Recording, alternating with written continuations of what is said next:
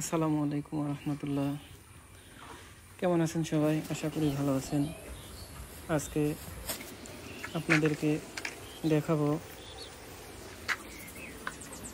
আমরা আমাদের কৃষিকাজের পাশাপাশি ফার্মের কাজের পাশাপাশি যেই ফলের চাষ করেছি আমরা পারিবারিক চাহিদা মেটানোর পরে কি পরিমাণ শাকসবজি আমরা বিক্রি করতে পারি। তো সবাই জানেন এখন বর্ষাকাল।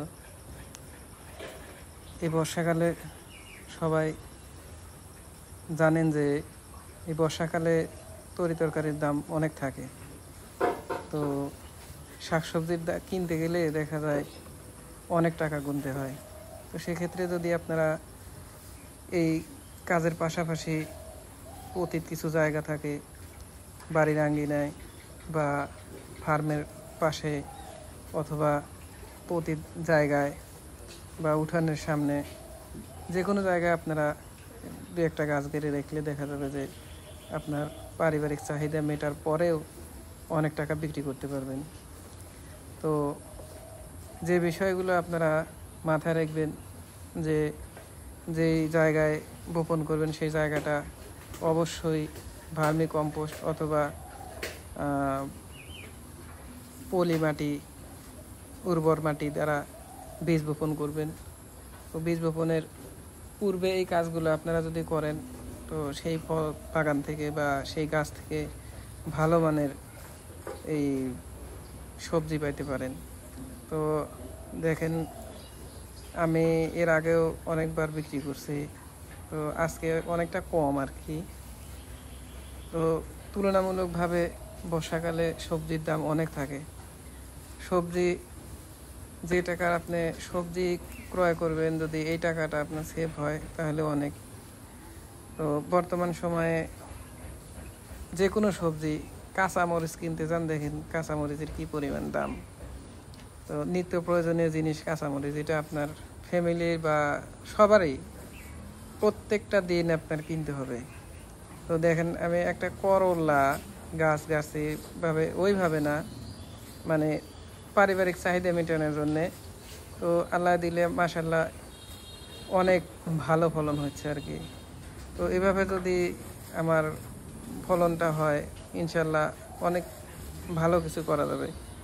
তো এইভাবে যদি আপনারা আপনার সমন্বয়কভাবে বা যে কোনোভাবে একটা করলা গাছ, কয়েকটা বেগুন গাছ অথবা কয়েকটা কুমড়োর গাছ, তো এইভাবে বিভিন্ন ধরনের গাছ যদি আপনি লাগাতে পারেন তাহলে দেখবেন কি আপনার এখান থেকেই দেখা যাবে যে আপনার ওই কুমড়োর শাকটা আপনি খেতে পারবেন, প্লাস ফলটা খেতে পারবেন। দেখবেন এখন একটা বাজারে কুমড়ো কিনতে গেলে দেখা যায় 30 টাকা, 35 টাকা বা 40 টাকা দাম নেয়। তো সেই ক্ষেত্রে ডেলি হিসাব দেখেন কত টাকা সেভ হয়।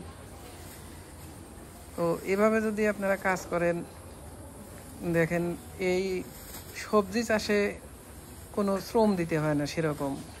আপনি বাণিজ্যিকভাবে যদি করতে চান সেটা ভিন্ন, আর পারিবারিক চাহিদা মেটানোর জন্য সেটা একটা ভিন্ন রকম। আপনি শুধু জাস্ট অল্প কিছু ভার্মি কম্পোস্ট সার অথবা রাসায়নিক অল্প কিছু সার দিতে পারেন, তবে রাসায়নিক সার না দেওয়াটাই বেটার।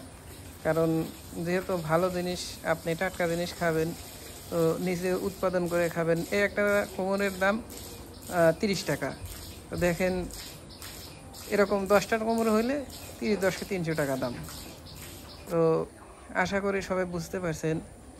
তো আমরা যেভাবেই আছি, যেখানেই থাকি, সবাই নিজের উদ্যোগ থেকে নিজে কিছু করার চেষ্টা করি। তো আমাদের সাথে থাকবেন, আশা করি ভালো ভালো কিছু ইনশাল্লাহ আমাদের উৎসাহ দিবেন যাতে আগামীতে আরও ভালো কিছু করতে পারি। সবাই আমাদের জন্য দোয়া করবেন। তো আল্লাহ রাব্বুল আলামিন আমাদেরকে দুনিয়ার উপরে পাঠাইছেন হালাল রিজিক খাওয়ার জন্যে। হালাল রিজিকটা অত্যন্ত গুরুত্বপূর্ণ। তো হালাল রিজিক যদি আমি আপনি ভক্ষণ করতে পারি মুসলমান হয়ে, মুসলমানের ঘরে জন্ম নেওয়ার পরে হালাল রিজিক যদি আমি আপনি খাইতে পারি, তো এর চাইতে আর সৌভাগ্য কি আছে। সবাই দোয়া করবেন, ভালো থাকবেন, আমাদের সাথে থাকবেন। যে যেখান থেকে দেখছেন সবার জন্য শুভকামনা। আসসালামু আলাইকুম ওয়া রাহমাতুল্লাহি ওয়া বারাকাতুহু।